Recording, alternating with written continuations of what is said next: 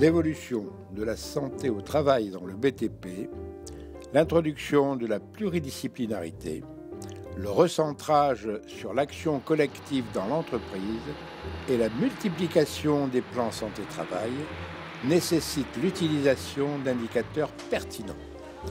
Leur inventaire montre qu'ils sont nombreux et variés.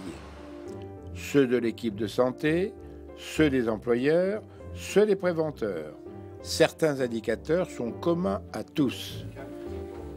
On s'aperçoit qu'on ne parle pas toujours de la même chose. Alors, suivi médical de risque, pour nous, c'est qu'est-ce qu'on cherche et pourquoi faire.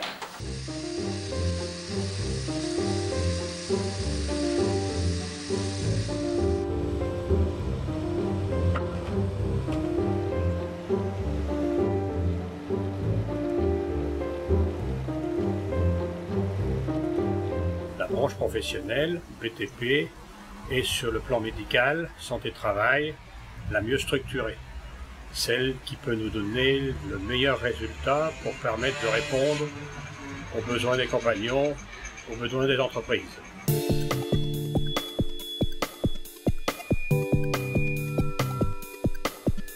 Les indicateurs sur les cadres en sécurité, sur le chantier, bon, c'est vrai que les gens ils discutent d'un truc, 2 heures après ils ont souvent oublié de ce qu'ils ont parlé. Bon, il faut toujours rappeler, recommencer et reparler des mêmes choses, mais quand même il y a une amélioration, certes il y a une amélioration sur les chantiers, sur la sécurité, quoi.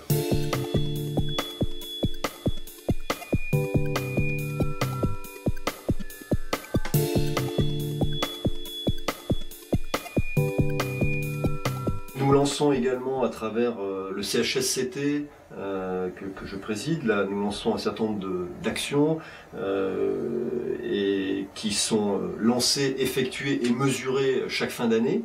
Nous surveillons évidemment étroitement le nombre d'accidents du travail qui peuvent survenir dans le cadre du travail dans l'entreprise, donc avec le taux de fréquence évidemment correspondant.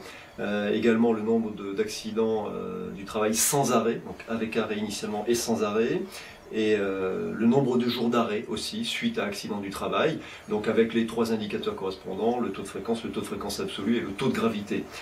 Sur ces indicateurs, nous avons des objectifs que nous nous fixons en début d'année et nous mesurons tout au long de l'année, en tout cas chaque mois, nous mesurons l'évolution des valeurs et nous réagissons en fonction des éventuels écarts que nous pouvons mesurer entre les objectifs et les valeurs mesurées. Ce que nous on utilise principalement, c'est le suivi de l'absentéisme. Ça nous permet d'avoir une alerte sur la santé au travail.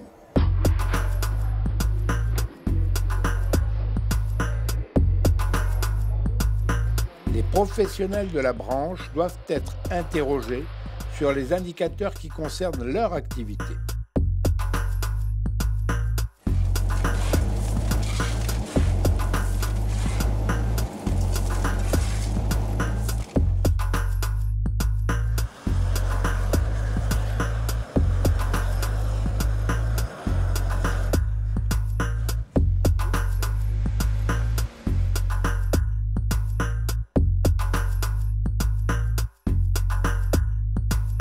C'est vrai que sur les étiquettes, on a l'indice COV, je crois que c'est, et on voit quand même que nos produits sont en dessous de l'indice autorisé.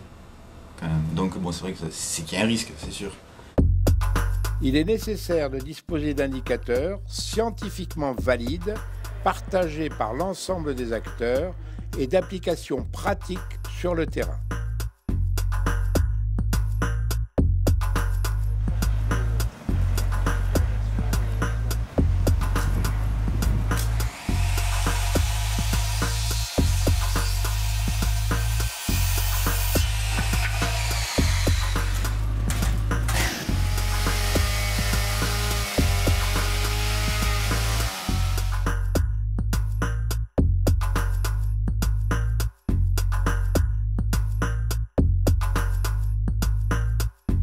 Le passage de 1 micron à 10 nanomètres va complètement bouleverser les propriétés physico-chimiques, et surtout physiques d'ailleurs, de la particule. Nous, on a, sur le plan toxicologique, absolument besoin de cette méthodologie pour pouvoir faire des relations de nos experts, bien entendu. Sommes-nous bien armés pour faire face à la complexité croissante des problématiques rencontrées, comme les risques émergents, les pathologies différées, les transformations du travail, la demande sociale? Alors, les risques psychosociaux, effectivement, on les voit un peu peut-être à travers le stress, mais pas uniquement. Évidemment, le bien-être au travail nous paraît important. La question qu'on peut se poser, une fois qu'on a identifié que c'était important, c'est comment faire en sorte que ce bien-être au travail soit assuré.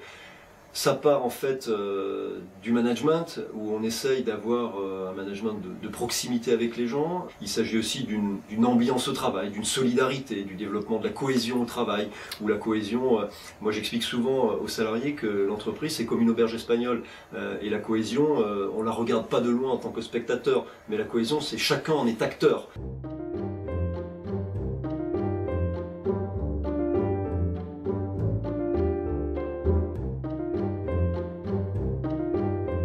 Indicateur de santé-travail nécessite une rigueur scientifique, nécessite une méthodologie, nécessite une évaluation. Autant de données qu'il est nécessaire d'intégrer dans la démarche de ces équipes pluridisciplinaires qui sont nées l'année dernière. Il nous faut nous investir sur ces indicateurs pour créer un véritable observatoire de la santé-travail dans le BTP. Bon courage!